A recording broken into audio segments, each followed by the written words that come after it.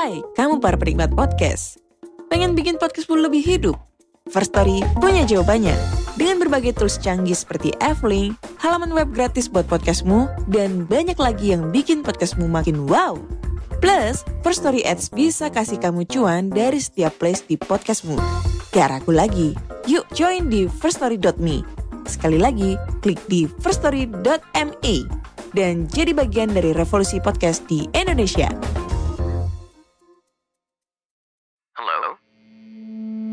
Hello? Podcast Network Asia. Lisir wangi, seliramu tumaking sirno,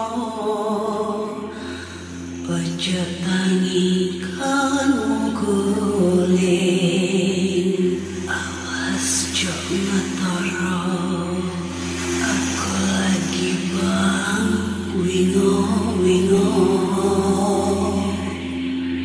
Jin setan kang tak utusi, dudu sembarang, ojo lai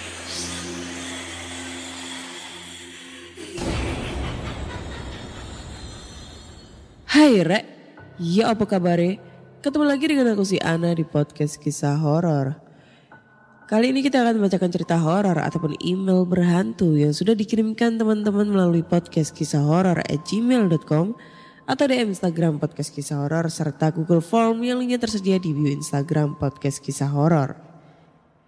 Gimana nih pengalaman hari Valentine kalian?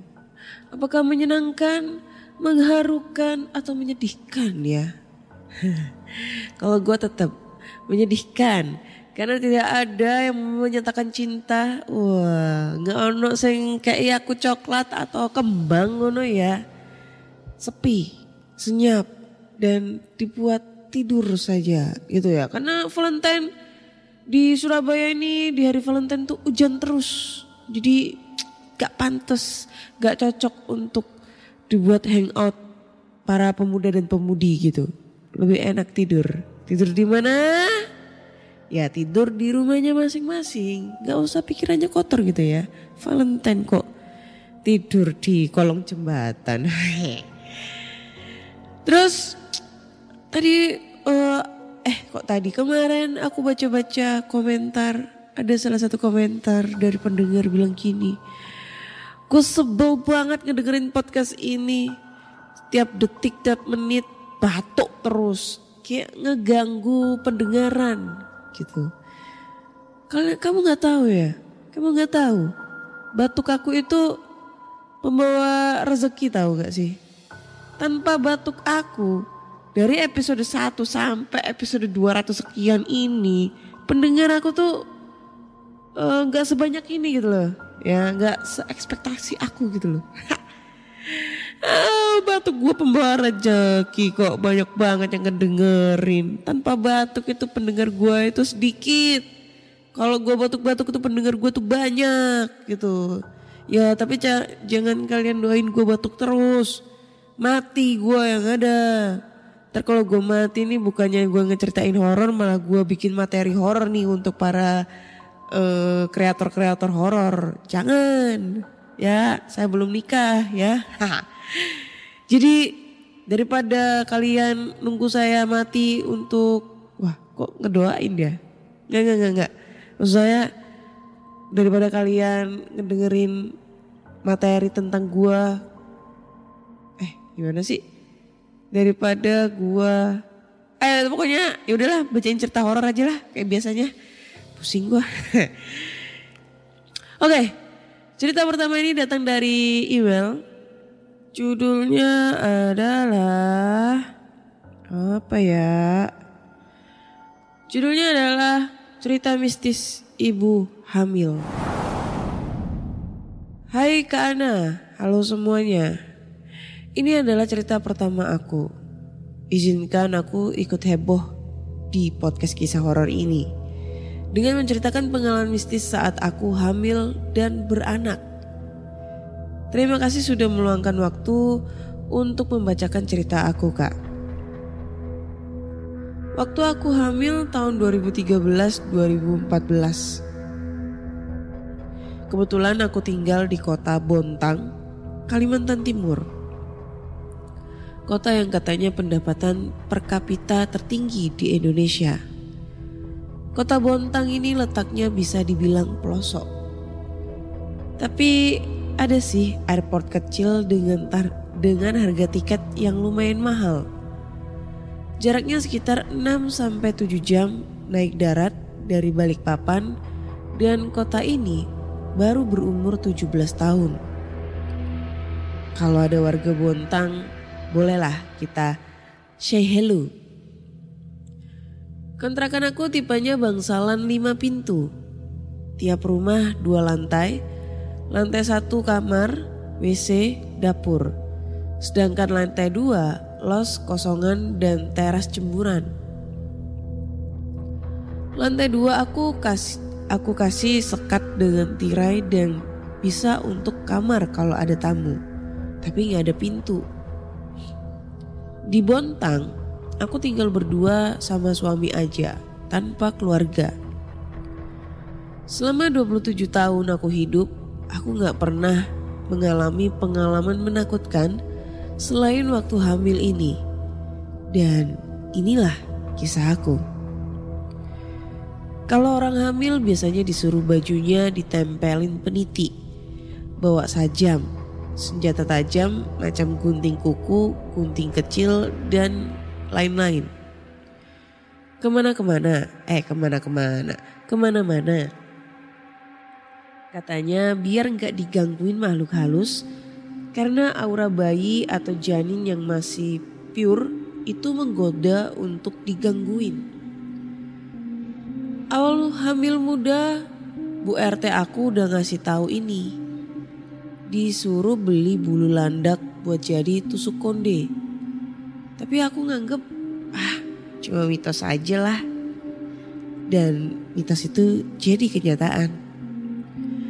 Entah karena aku kepikiran terus omongan Bu RT, makanya jadi kejadian atau apa. Malam itu seperti malam-malam sebelumnya, aku dan suami pergi tidur dengan perut kenyang. Tapi tiba-tiba aku terbangun dari tidur tapi gak bisa bergerak, alias ketindihan. Terus antara sadar gak sadar aku ngerasa ada seseorang berambut panjang jongkok di atas kepala aku sambil tangannya ngelus perut aku. Cepat-cepat aku merapalkan doa. Doa apa aja yang muncul di kepala aku saat itu. Aku juga lupa doa apa aja. Kemudian aku tertidur lagi.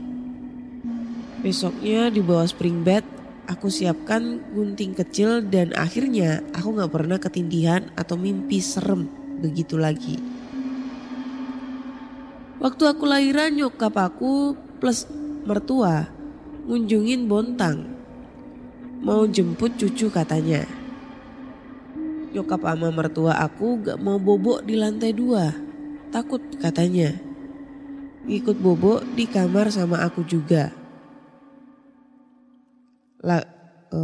Suamiku kusuruh tidur luar.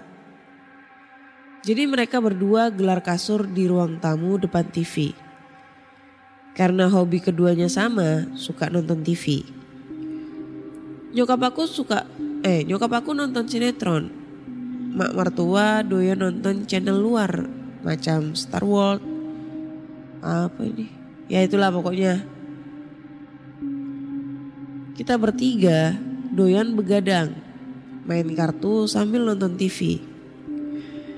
Waktu usia si baby sekitar 2 atau 3 hari, waktu itu ASI aku belum begitu lancar. Malamnya baby aku kasih sufor biar gak kelaparan nangis-nangis. Suatu malam kira-kira jam 1-2an, bayi aku tuh nangis. Aku bawa keluar kamar. Nyokap baru selesai nonton sinetronnya, sedangkan mertua dan suami udah pada ngorok. Aku Aku minta tolong dibikinkan susu, sedangkan aku sibuk gendong si bayi yang nangis-nangis heboh. Abis dah jadi susu dotnya. Aku bawa baby ke kamar dan nyokap aku lihat siap-siap bobok juga. Dan nyokap aku lihat siap-siap bobok juga. Aku duduk di bed sambil gendong bayi aku dan mulai ngasih doi susu dotnya. Di dekat pintu aku ada kipas angin tornado kecil. Gak tahu kenapa aku perhatiin itu kipas angin. Lalu terdengarlah sayup-sayup suara hi. Sumpah, itu kayak suara setan di film almarhum Susana zaman dulu itu. Oh, gue praktekin ulang. Gitu kali. Tapi aku stay cool. Pikir aku, paling kipasnya kurang minyak. Jadi pas muter suaranya ngik ngik ngik. Serem, itu terdengar kira-kira setengah menit gitulah suara itu. Abis itu udah gak ada suara apa-apa lagi. Jadi aku positive thinking. Itu suara kipas kurang minyak. Jadi pas muter suaranya ngik ngik. Besok paginya aku cerita ke nyokap dan nyokap juga bilang denger. Tapi gak berani ngasih tahu aku karena takut aku ketakutan. Secara aku abis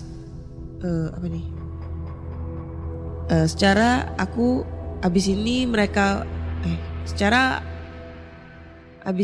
mereka pulang. Jadi aku ditinggal sendirian nanti. Seperti emak-emak ibu rumah tangga pada umumnya, aku ceritalah kejadian itu ke tetangga bangsalan aku.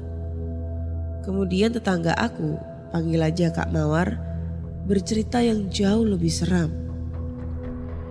Suami Kak Mawar, panggil saja Kak Lebah, kerja di pertambangan batu bara. Suaminya ini sering lihat penampakan dan katanya emang sering digangguin di tempat kerja.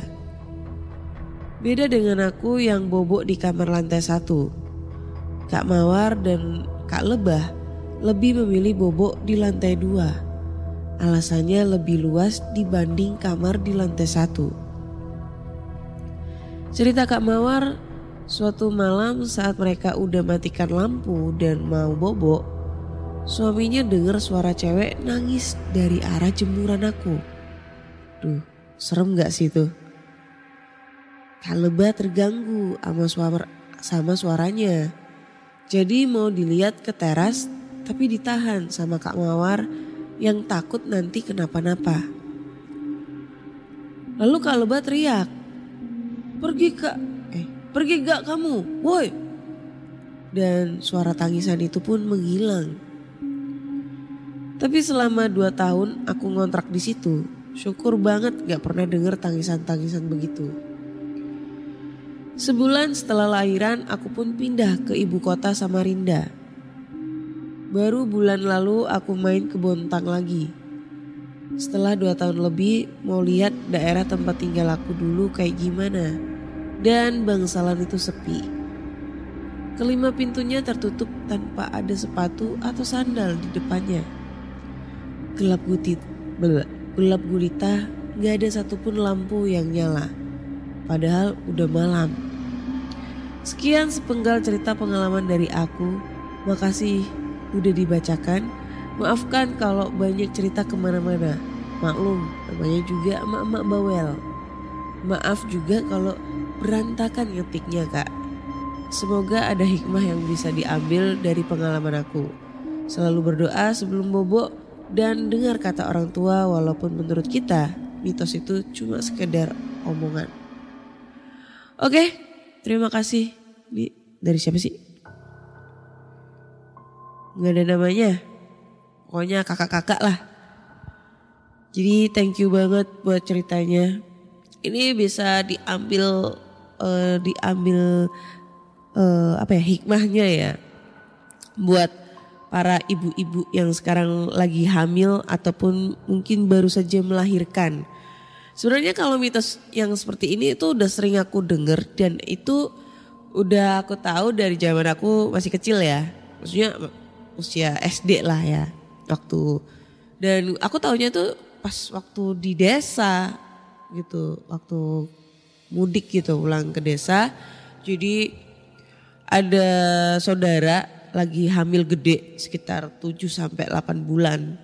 Nah kemana-mana dia tuh selalu kayak nyematin peniti gede banget penitinya yang bisa dibuat nyematin jimat atau apa gue nggak tahu ya, pokoknya gede banget, ditaruh di bajunya dia, terus bawa gunting lipat kecil sama ini guntingan kuku gitu, kemana-mana selalu bawa itulah, maupun ke mana, ke rumah tetangga, kemana, ke toko gitu dibawa itu semua.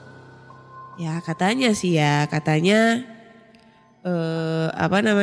bisa menangkal makhluk halus. Itu katanya zaman orang tua dulu, zaman dulu lah. Kalau gua kan nggak tahu ya, karena gua kan belum pernah hamil gitu, jadi belum bisa membuktikan hal tersebut. Tapi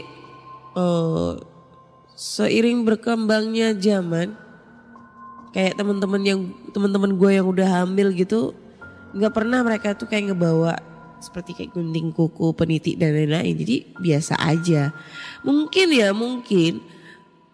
ini berlaku di daerah pedalaman atau di pedesaan kali ya. Karena emang daerah-daerah seperti itu kayak seperti Kalimantan juga. Kan kita tahu ya Kalimantan itu terkenal dengan adanya kuyang gitu yang suka memangsa janin. Jadi mereka masih percaya dengan mitos seperti itu, tradisi seperti itu gitu. Mungkin ada nih dari teman-teman yang punya pengalaman serupa dengan cerita barusan, langsung aja kirim ceritanya ya. Dan kita langsung masuk ke cerita kedua. Judulnya adalah Kejadian Mistis Saat Kerja Shift Malam. Cerita kali ini berasal dari salah satu pekerja shift malam di salah satu pabrik yang cukup besar. Pabrik ini bergerak di bidang pengolahan bahan plastik yang tak perlu disebut namanya. Sebenarnya para pekerja di sana sudah cukup sering mengalami hal aneh. Tapi karena sudah terbiasa, mereka pun tidak lagi mempermasalahkan. Ada banyak cerita yang beredar di pabrik tersebut. Jadi kisah horor shift malam ini ceritanya terjadi sekitar 4 tahun lalu. Saat saya baru lulus sekolah dan langsung mendapat pekerjaan. Di pengalaman kerja saya yang pertama, saya langsung mendapatkan tempat kerja dengan sejuta cerita yang rasanya seru untuk dibagikan. Jadi saya akan bercerita tentang teror suster ngesot. Kenapa suster ngesot yang ada di pabrik saya bekerja dulu? Kenapa mana nih? Nyampe mana nih? Nyampe mana nih? Oh ini. Kenapa suster ngesot bisa ada di pabrik? Sebenarnya itu bukan suster ngesot. Itu hantu wanita biasa yang cara jalannya ngesot. Makanya para pekerja di sana menyebutnya suster ngesot. Sosok itu sudah terkenal sekali.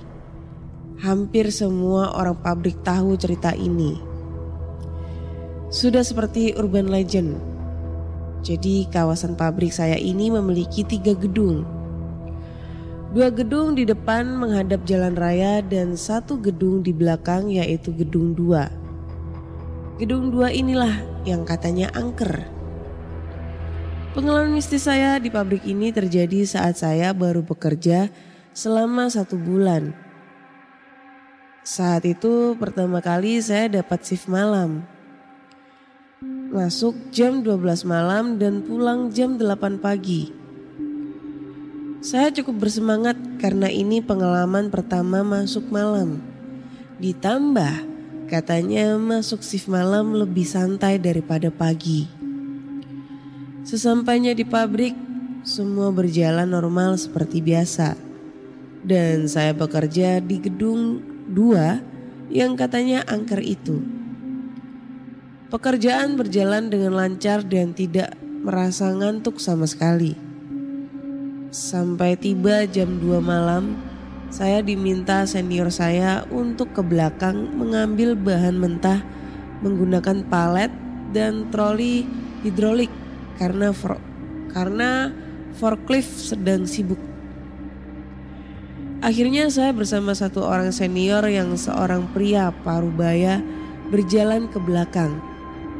Ini pertama kali saya melihat suasana pabrik di malam hari. Ternyata tidak seramai saat pagi dan siang. Beberapa tempat ada yang sengaja digelapkan, mungkin untuk hemat listrik. Beberapa mesin juga terlihat mati. Pokoknya auranya berbeda saat malam. Berlaku juga dengan gedung lain, bukan cuma gedung 2. Sesampainya di belakang, saya mengambil barang-barang yang dibutuhkan. Nah, di saat inilah saya mendengar suara yang aneh. Saya mendengar semacam suara seseorang sedang menyeret sesuatu. Seperti sesuatu yang diseret di atas tanah. Arahnya dari belakang gedung. Sekedar info, bagian belakang gedung 2 itu aspalnya sudah agak jelek dan penuh kerikil. Jadi kalau sesuatu diseret di sana, pasti akan menghasilkan bunyi. Akhirnya saya pun bertanya pada senior saya, "Bang, itu suara apa ya?" "Suara apa?" Dia malah seperti pura-pura tidak tahu. "Itu kayak ada yang diseret dari belakang." "Oh, itu mah suara si Eneng. Biasa di sini mah, udah biarin aja." "Eneng? Siapa itu?" Saya tidak tahu apa maksudnya. Akhirnya senior saya selesai mengangkut barang-barang ke dalam trolinya dan berjalan duluan meninggalkan saya. Kini giliran saya untuk mengambil barang yang dibutuhkan. Saat sudah selesai mengambil barang, saya iseng melihat keluar melalui lubang udara yang mengarah ke belakang gedung. Saat saya melihat keluar, saya melihat ada sesosok perempuan berambut panjang sedang berjalan ngesot ke arah saya. Wajahnya tertutup rambutnya yang panjang seperti sadako. Memakai baju putih yang kotor dan lusuh. Cara jalannya persis seperti suster ngesot. Penampakan itu jelas sekali. Bahkan saya menatapnya cukup lama karena masih ragu itu orang atau bukan. Karena saya juga takut, buru-buru saya pergi meninggalkan tempat itu dan membawa barang bawaan. Saat sampai di dekat senior yang tadi, saya pun kembali penasaran dan bertanya, "Bang, Eneng itu siapa sih bang?" Tanya saya yang saat itu wajahnya pucat dan berkeringat. Melihat wajah saya, si senior sempat tersenyum dan tersenyum agak mencurigakan. "Suster ngesot penunggu sini. Udah, jangan diomongin, nanti datang orangnya." Mendengar penjelasan itu, jujur saya tidak puas. Tapi karena masih jam kerja, saya pun lanjut kerja sambil menyimpan rasa penasaran, sekaligus takut. Saya terus fokus kerja sampai pagi tiba. Nah, saat sudah pagi dan sudah waktunya pulang, saya ingat satu hal. Di bagian belakang gedung 2 ada satu pos security yang menjaga pintu keluar belakang. Jadi seharusnya semalam security di sana juga melihat apa yang saya lihat. Langsung saja saya meluncur ke pos security untuk bertanya langsung, menuntaskan rasa penasaran saya. Beruntung mereka belum pulang. Langsung saja saya mendekat dan bertanya, "Pak, mau tanya?" "Ya." Bapak shift malam ya? Ya betul. Bapak semalam lihat gak ada perempuan di sana tuh? Saya menunjuk ke arah lahan kosong yang ada di belakang gedung 2. Biasanya dipakai buat jalan atau menyimpan palet kayu. Setelah saya bertanya seperti itu, sontak beberapa security lain yang tak sengaja mendengar langsung menatap ke arahku dengan wajah heran. Ah, gak ada. Perempuan gimana? Perempuan pak, jalannya ngesot. Kamu lihat ya? Aku lihat. Tanya si security. Lalu security lain ikut menjawab. Udah biasa itu mah. Paling si suster ngesot, penunggu sini. Pokoknya kalau dengar suara ngesot, mending gak usah dicari deh. Pura-pura gak tahu aja. Dari penjelasan itu, barulah saya percaya mengenai adanya hantu penunggu gedung 2 yang namanya suster ngesot. Saya juga sempat bertanya ke beberapa teman yang bekerja cukup lama. Dan mereka semua membenarkan tentang adanya mitos itu. Pesan mereka sama. Pokoknya kalau dengar suara ngesot jangan dicari. Pura-pura gak tahu aja. Ada juga yang bilang suster ngesot ini hanya muncul saat jam 11 ke atas. Ada yang cerita katanya hantu itu adalah arwah penasaran yang dibunuh dan dikubur di sini. Semakin saya bertanya, semakin banyak cerita yang saya dapat sampai akhirnya saya cukup menerima bahwa sosok itu memang ada. Pengalaman ini jadi yang pertama dan terakhir kalinya bagi saya. Dan selama 2 tahun bekerja di sana, saya sudah berkali-kali mendengar suara ngesot saat kerja shift malam. Tapi selalu saya abaikan. Seperti pesan senior. Alhamdulillah saya tidak pernah melihatnya lagi. Mungkin dalam seminggu masuk malam minimal 1 kali saya dengar suara ngesot itu. Sebenarnya ada gangguan lain di gedung 2 selain suster ngesot. Terutama untuk toiletnya. Pernah 1 kali saya sedang memakai toilet sendirian. Kemudian tiba-tiba terdengar suara kloset yang sedang ditekan tombol flashnya. Padahal tidak ada siapa-siapa di toilet samping saya. Teman saya juga pernah merasakan saat sedang memakai toilet. Tiba-tiba di toilet sampingnya terdengar suara batuk laki-laki beberapa kali. Padahal saat itu dia sendirian di toilet. Lalu cerita dari security yang sedang iseng bernyanyi malam-malam. Tiba-tiba terdengar suara perempuan misterius yang mengikuti nyanyiannya. Padahal tidak ada siapa-siapa di sekitarnya. Kalau kata si security, barusan saya nyanyi di belakang, terus tiba-tiba ada backing vokalnya. Hebat. Ya itulah cerita yang bisa saya bagikan mengenai urban legend yang ada di tempat saya bekerja saya dulu. Beruntung 2 tahun saya kerja di sana, saya tidak memperpanjang kontrak karena mendapat pekerjaan di tempat lain yang lebih besar gajinya. Sekian cerita saya kak, maaf kalau tidak seram dan bertele-tele. Oke. Terima kasih buat ceritanya ya. Cerita pengalaman horor pada saat shift malam. Sebenarnya banyak banget cerita-cerita tentang shift malam ya, yang udah masuk ke podcast kisah horor. Beragam macam bentuk ceritanya dan beragam macam jenis-jenis ceritanya. Tapi tetap kaitannya sama shift malam. Gitu guys. Yaudahlah, kayaknya udahan aja deh cerita di episode kali ini. Karena gue capek banget, ngantuk juga sebenarnya, udahan ya. Karena ini udah malam, udah dini hari sih lebih tepatnya ya.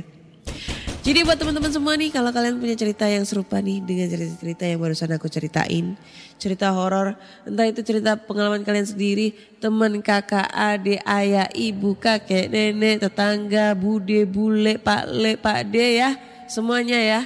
Kalian bisa aja kirim ceritanya ke podcast kisahhoror@gmail.com atau DM Instagram podcast kisah horor serta Google Form yang linknya tersedia di bio Instagram podcast kisah horor. Jangan lupa dengerin podcast kisah horor di Spotify, Google Podcast, Apple Podcast, Noise serta Pogo, Reso, lalu ada lagi apa lagi ya? Dan jangan lupa tinggalin komentar-komentar pedas kalian yang pedas, nyelekit, menyakitkan di kolom komentar di Noise atau di Pogo, karena 2 platform itu yang bisa untuk tinggalin pesan nih, komentar-komentar di setiap episodenya. Jangan lupa juga kasih bintang 5, rating bintang 5 untuk podcast kisah horor di Spotify. Oh ya, dan satu lagi nih, karena besok hari Jumat dan bakal tayang episode baru di podcast Ada Mereka di Sekitar Kita. Jangan lupa nih, didengerin ya. Dengerin nih podcast gua barengan sama Mr. Popo nih ya. Ini adalah suatu project yang sangat tidak pernah saya lupakan ya. Didengerin di Spotify, Apple Podcast, Google Podcast atau platform podcast kesayangan kalian ya. Di Noise, Pogo, Reso gak ada. Cuma di Spotify aja lah. Dengerin di Spotify aja deh ya. Oke. Akhir kata saya undur diri dan terima kasih sudah mendengarkan podcast kisah horor dan podcast Ada Mereka di Sekitar Kita. Bye-bye.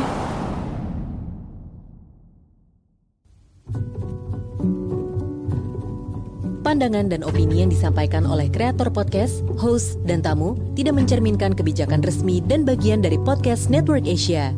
Setiap konten yang disampaikan mereka di dalam podcast adalah opini mereka sendiri dan tidak bermaksud untuk merugikan agama, grup etnik, perkumpulan, organisasi, perusahaan, perorangan, atau siapapun dan apapun.